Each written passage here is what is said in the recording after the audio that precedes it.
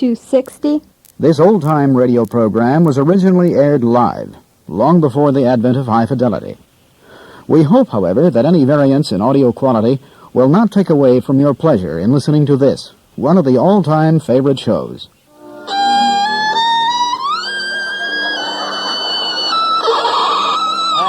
Wait, hold it. Just a minute. It appears the forces of live radio have dropped a viper into the fiddle section.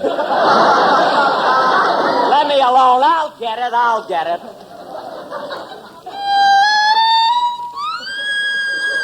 Just a minute. Hey, say, you. Huh? Have you ever played this number before, Bub? Played it? I made it. Well, I should have known. Jack Benny.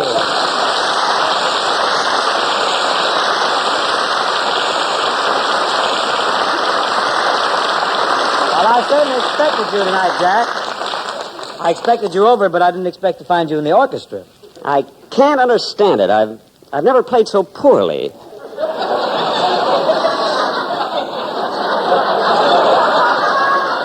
Oh, cheer up, Jack. Sure you have. Thanks, kid. But I practiced all morning to limber up. I even washed my fingers in Does. Does doesn't do it. I'm dead. Better switch to Wheaties, kid. But, Jack, I thought Mary was going to come with you. Where is she? Oh, she stopped by the Musicians' Union to pay my dues. You belong to the Musicians' Union? Don't act so shocked. Well, then, never heard of that like this. Of course I belong to the Musicians' Union. I'm one of the charter members. You see, years ago I had a little band. We all joined together. Oh, I know the group well. A fife, a drum, and a guy with a bandage around his head.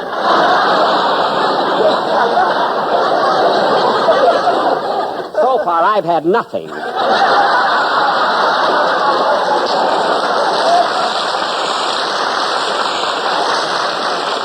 Look, I don't mean the spirit of 76. My band was called Jack Benny and his Sizzling Gobblers. Sizzling Gobblers? That's the line they gave me. Yeah. We specialized in turkey trot. That's the line. And I'll bet your drummer had drumsticks that were really drumsticks. Yeah, he used to drive me crazy with that munching during my solo. Can't understand it. Bill Morrow used to write for me. Anyway, Bing, what I wanted to see you about is a business proposition. What are you going to do this summer? I'm going to take a vacation. Well, I've got an idea where you and I could combine business with pleasure. I'm afraid not, Jack. But, Bing, I mean, this is a chance to pick up some extra money. And that never hurts, you know. Oh, no, it's spending that hurts, isn't it? That's ridiculous. It doesn't bother me. Don't knock it till you've tried it. Well, Mary Livingston.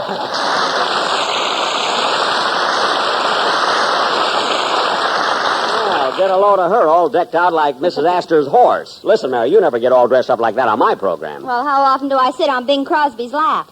Well, you're not on Crosby's lap. Wait till I get rolling. Mary, just kidding, Bing. Nothing will happen. You keep out of this. Fine. Listen, I've been thinking of this for years, and I might as well come right out and say it. What do all the women see in Bing Crosby? Look at him.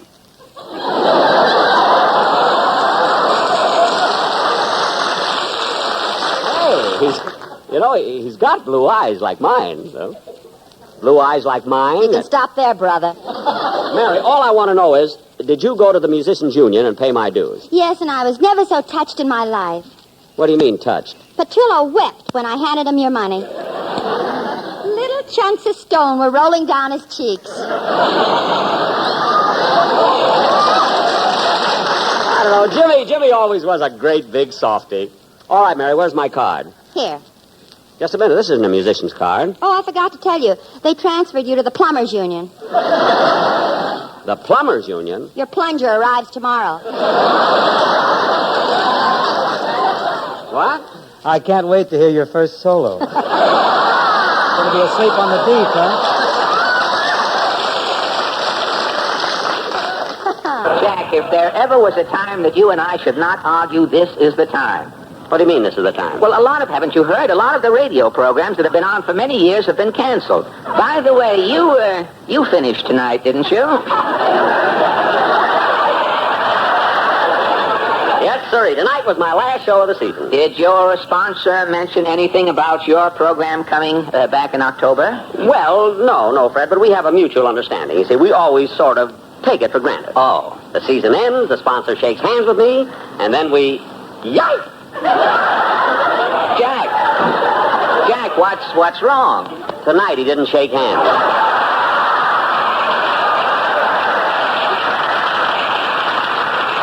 Cheer up, Jack. When you're retired, you can tune in on my new show. New show? People don't want entertainment today. A radio show has to give away things. Nylons, iceboxes, automobiles. You mean to stay on the air, you have to give things away? Yeah. I'll die first.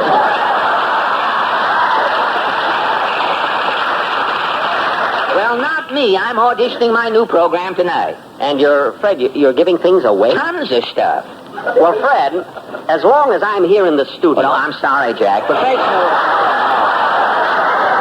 Professional people cannot participate. It's a rule. But don't you ever find people on these programs changing their names to get something for nothing? Well, occasionally we do catch a phony, but we're on the air. What can we do? Mr. Allen, we're ready for your audition. I'll run along, Fred. So long. So long, Jack. Giving away things for nothing. Well, all right, let's try out my new show. Here he is, the man who will change one of you nobodies into king for a day, the old kingmaker himself, Fred Allen. Thank you. And here is our first eager contestant. Your name, sir? Myron Proudfoot. Myron Proudfoot? You look like a chap I know. I'm not interested in your friends. Start giving things away, brother. Don't get sarcastic, Mr. Proudleg. The name is Proudfoot, and make with the question. All right. Who is the 6th President of the United States? John Quincy Adams. John Quincy Adams is correct, and Mr. Myron Proudfoot is king for a day. Well, Your Majesty, how do you feel? Never mind how I feel. What do I get? Immediately after this program, Your Majesty will be guest of honor at a banquet at Hamburger Heaven. Tomorrow night, in your ermine robe, you will be whisked by bicycle to Orange, New Jersey, where you will be the judge in a chicken cleaning contest. I'm king for a day. And that's not all. Yes, on our stage, we have a Hoffman pressing machine. Now, wait a minute. An expert operating the Hoffman pressing machine will press your trousers. Now, wait. Keep your shirt on, King. You better keep my shirt on. We're a little late, folks. Tune in again. Come on, Alan, give me my pants. Quiet, King. Alan, this is the place. Where are my pants? Denny, for 15 years I've been waiting to catch you like Alan, this. you haven't seen the end of me. It won't be long now. I want my pants. Gee, the station is crowded. Rochester. Yes, boss. Put on your red cap and carry my bags to the train, will you? I gotta meet my gang. Train leaving on track 5 for Anaheim, Azusa, and Cucamonga. Gee, we were all supposed to meet here at the information desk. Oh, there they are. Hey, Phil, Don. Oh, hello, Jack. Hiya, Jackson. Say, what are you carrying there under your arm? Well, I heard it was pretty cold in New York, and I want to be on the safe side. The Jackson, a smudge pot.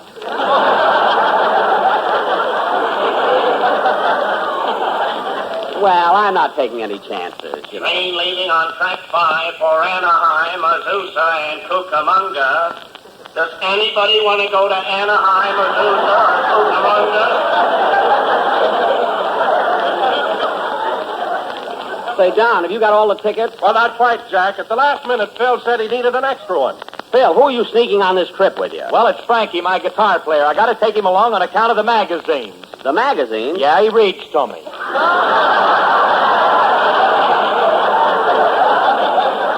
Oh, for goodness sake, now I have to buy another ticket. Hey, Jack, where you been? Ain't seen you around. What?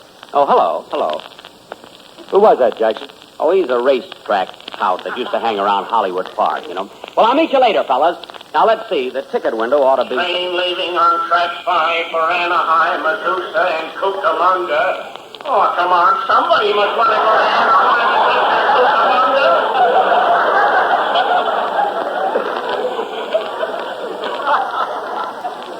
Cucamonga. Now, let me see. The ticket window ought to be... Jack, come here a minute. Huh? Oh, it's you again. Huh? What is it? I didn't want to say anything while you were with your friends there, but where you going? New York. What train you taking? The chief.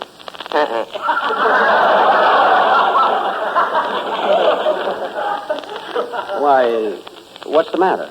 Take the El Capitan. But I like the cheese. Come here now.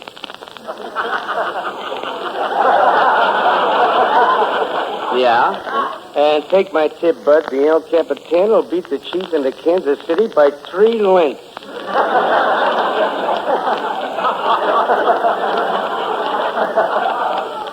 What? According to yesterday's performance, it can't miss. Well, look, I'm sorry. I'm taking the cheese. Why? Come here a minute. Don't noise this around, see? No. But I found out the Chief is a sleeper.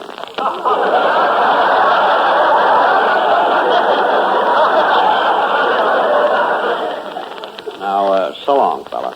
Okay. So long.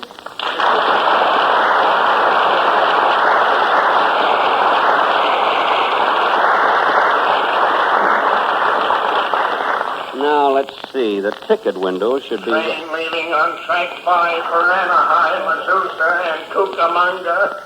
Look, we're not asking much. 2 of you, or even 1 of you. Just somebody to keep the engineer company. Here's the ticket window. Oh, pardon me. Are you the ticket clerk? So what do you think I am in this cage, a canary?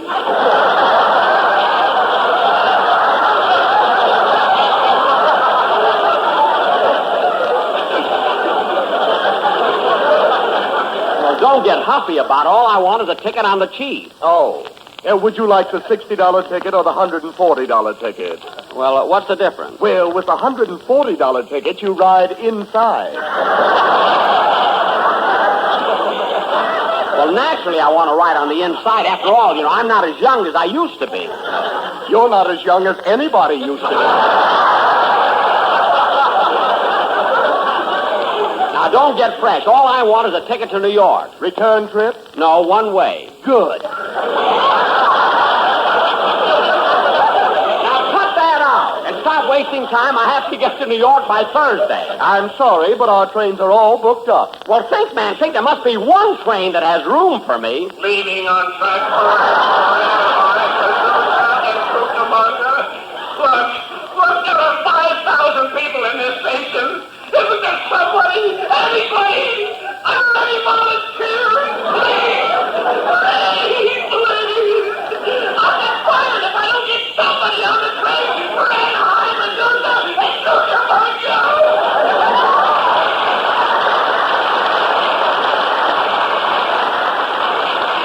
Look, clerk, I've waited here long enough. You've just got Well, you're in luck, Blue Eyes. I found one ticket on the cheap. Good, I'll take it. The Chief leaving for New York. All aboard. Hurry up, will you, clerk? Thanks. Wait for me! Hey, Jackson, we're moving. Hurry up. I'm coming! Wait for me!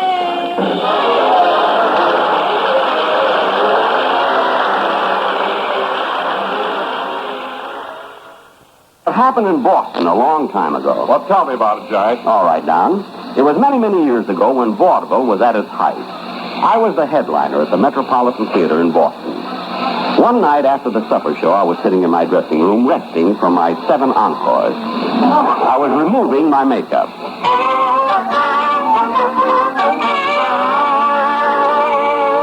Gosh, they were a wonderful audience tonight. They made me take 7 bows. This makeup is hard to get off. Uh-oh. He has gray hair. Imagine me getting gray. This is the first year I'm 39. Well, I'll just... Come in. Mr. Benny? Yes?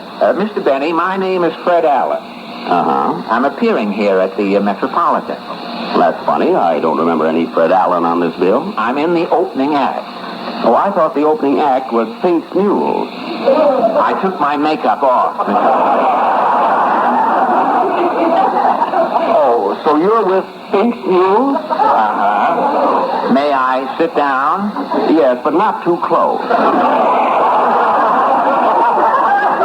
Now, what can I do for you, young man? Well, Mr. Benny, I am a great admirer of yours, sir, and I want to be a smart, sophisticated comedian like you. Oh, then you're a comedian? Yes, I'm just mule delineating for the time being. I am really a juggler, but I want to give up juggling because you can't get any steady booking. Oh, I don't know. My brother worked for a bank, juggled their books, and got 20 years. You see, if you want to be a comedian, Alan, you better watch it. You see, you let that one get past you. Oh, it didn't get past me, Mr. Benny. I've been around mules so long, I didn't notice it.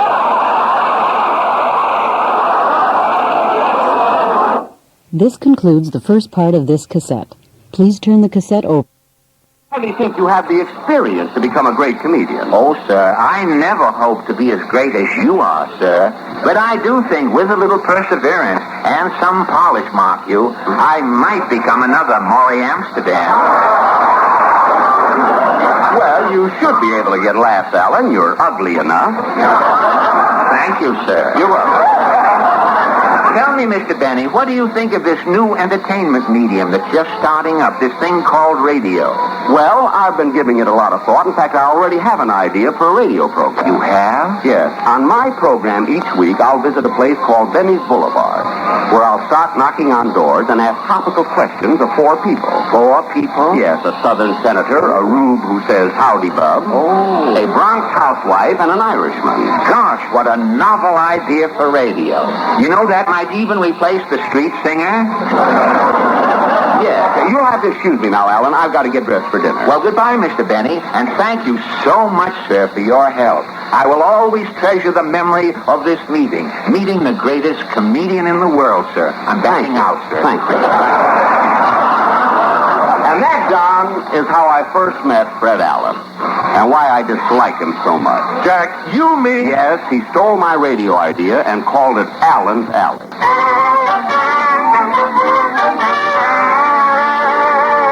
Rochester, it happened many, many years ago. I was headlining at the Metropolitan Theater in Boston. And one evening after the supper show, I was sitting in my dressing room removing my makeup.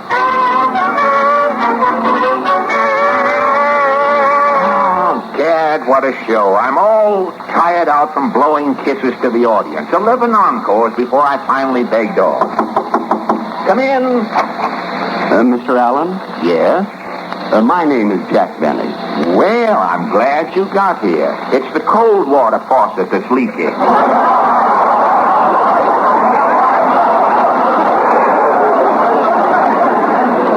No, I'm not the plumber. See, I'm appearing here on the vaudeville bill with you. Jack Benny, Jack. I didn't see your name on the program. Oh, I'm in the opening act.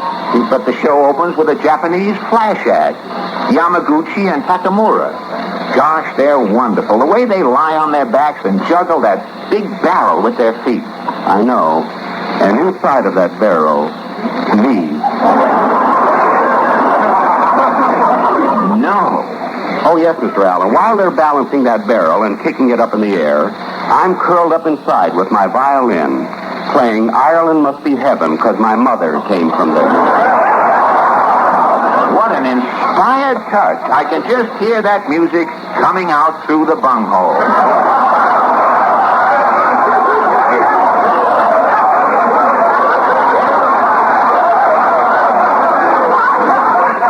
Well, so much for flattery. Now, what can I do? What can I do for you, son? Mr. Allen, sir, you've got to help me. I want to be a great comedian like you. I want to make a lot of money. A lot of money. But, Denny, why knock yourself out to make a lot of money? You don't. No, Mr. Allen. I save my money. Here, look.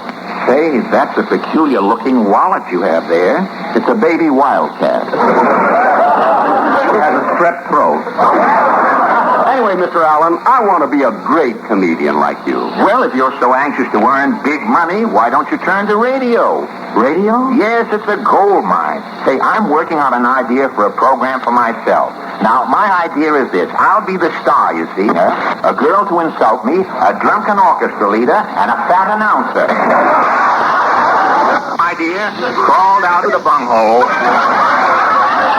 Became a big success on the air, sold himself to CBS for $2 million, while today, I am a bum. How fickle fate can be. The Jack Benny Program.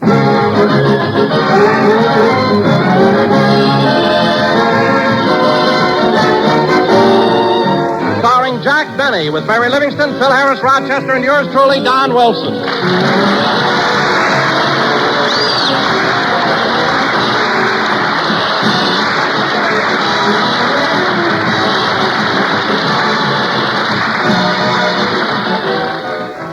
Ladies and gentlemen, as most of you know, last week Jack Benny visited the Ronald Colemans, and he persuaded Ronnie to lend him his Academy Award Oscar. As Jack left the Coleman house, the following incident happened. Gee, it was awfully nice of Ronnie to let me take his Oscar home so I could show it to Rochester. Sure is dark tonight. No moon. Oh, well. Yada-dee-da-dum, da-dee-da-dum, da-dum, dum-dee-da-da-dum. Hey, Bud. Bud. Huh? You got a match? Yes, I have one right here. Don't make a move. This is a stick-up. Mister, put down that gun. Shut up. I said this is a stick-up. Now, come on. Your money or your life. Look, Bud. I said your money or your life. I'm thinking it over.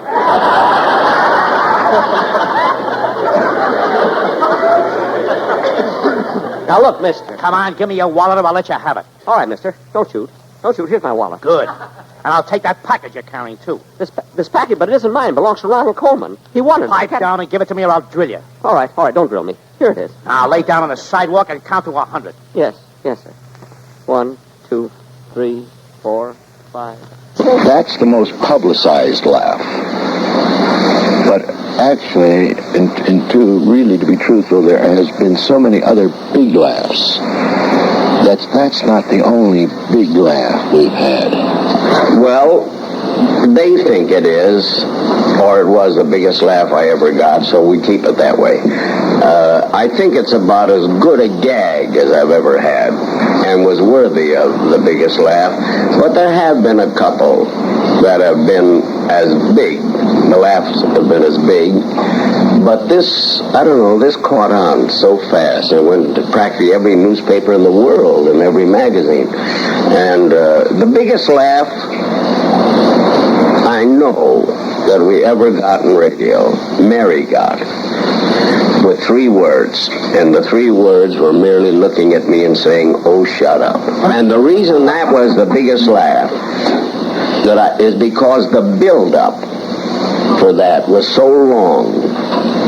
And I'm not opening my mouth, not saying a word. There's a big conversation between Don Wilson and an opera singer that we had with us. And Mary knew that I knew nothing about opera, or was supposedly knew nothing about opera. And so did the audience, because they were supposed to believe that I didn't know anything. So they were constantly talking about opera. And the audience is waiting. They know that sometime I've got to butt into this thing. So I finally started talking. I got this far when I said, "Well, I think," and Mary said, "Oh, shut up."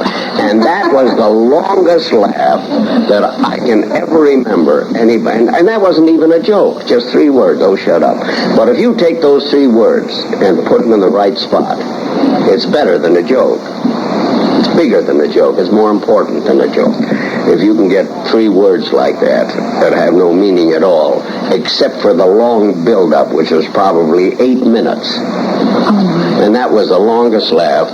I remember that we just couldn't talk after that. The audience kept screaming and laughing and screaming. And Mary, had that dry delivery. And she just stood there and did the line. She said, "Oh, shut up." And that was bigger even than your money or your life.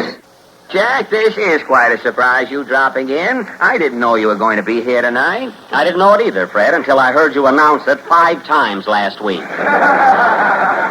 But don't get me wrong, Freddie. I appreciate that build-up. I'm one guy who knows that it pays to advertise. Now, listen here, Benny. If that's a hint, you're not getting 1 cent for crawling in here tonight, and you know it. Why, Fred, I didn't expect to get paid for this. I haven't any more right to take money for working on this program than you have.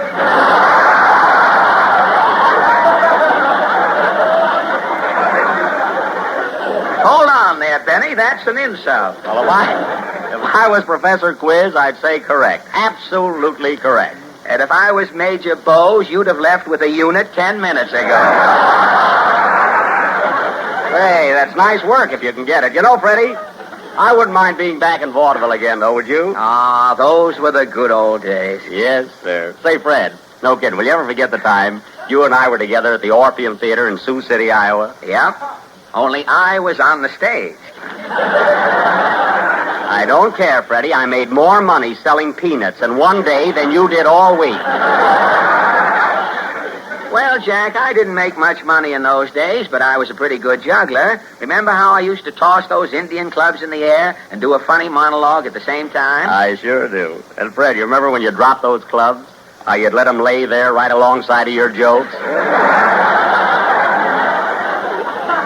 Yeah. Well, Fred, anyway, a lot of water has gone over the Darn since then, huh? Over the Don? Yes, Fred, you know how careful we have to be.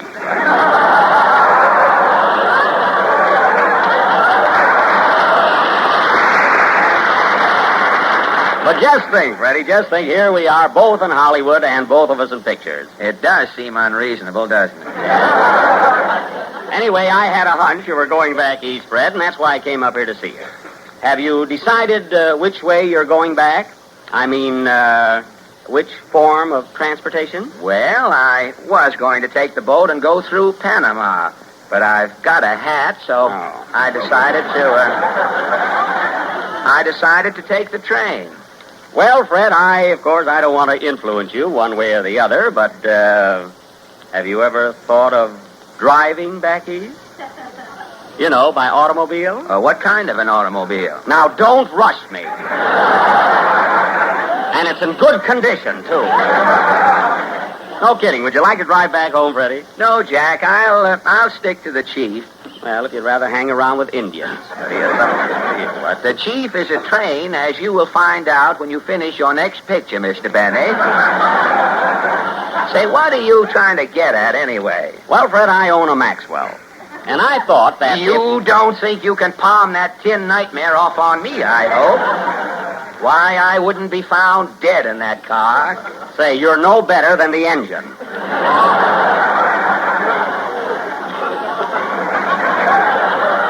Why, the engine in that steam cabinet is so dead, the front wheels are nothing but rubber pallbearers.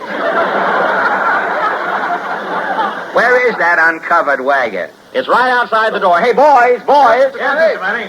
Will you drive my Maxwell in, please? Sure. Now, be careful, fellas. It's a high-powered car there, you know.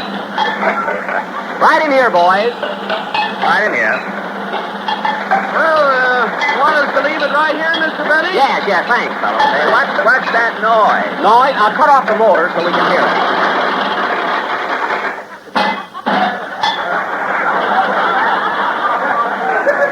That's better. Yes. Hey, Mr. Benny, I guess this belongs to you. Oh, the door. Yes, thanks. I went to close it and it came off in my hand. Hey, who started it? Say, what was that? Did the engine drop out? No, Smarty, it's the new sunken motor. And listen to this horn. That note is by Stokowski.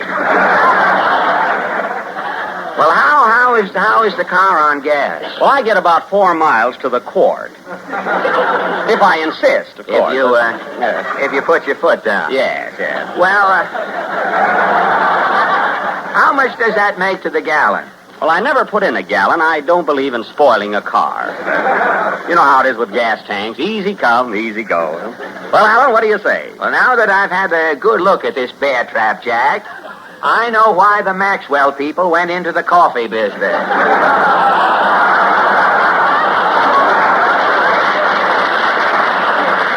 Now, Freddie, I'm not begging you to take this car, only I thought, well, you walk all the time. You're not getting any younger.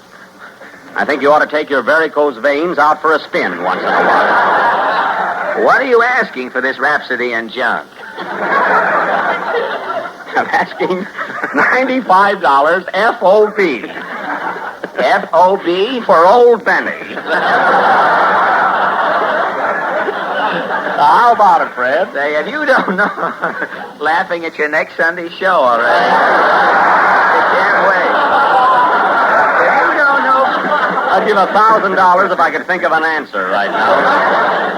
If you don't know by now that I don't want that car, you ought to have your skull finned. You don't want the car, and I think you don't. I'll be on my way. No hard feelings, I hope. No, Jack, I haven't anything against you, not Benny the man. I'm just not in the market, that's all. I hope I didn't offend you. Oh, no, Freddie. I'll just have to sell it to some other guy.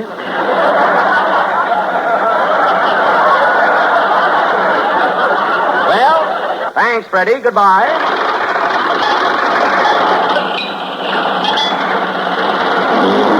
Hey, what was that, Jack? That's what my car thinks of you, Alan.